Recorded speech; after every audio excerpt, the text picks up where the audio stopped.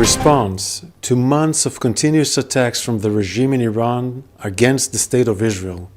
Right now, the Israel Defense Forces is conducting precise strikes on military targets in Iran. The regime in Iran and its proxies in the region have been relentlessly attacking Israel since October 7th on 7 fronts, including direct attacks from Iranian soil. Like every other sovereign country in the world, the State of Israel has the right and the duty to respond. Our defensive and offensive capabilities are fully mobilized. We will do whatever necessary to defend the State of Israel and the people of Israel.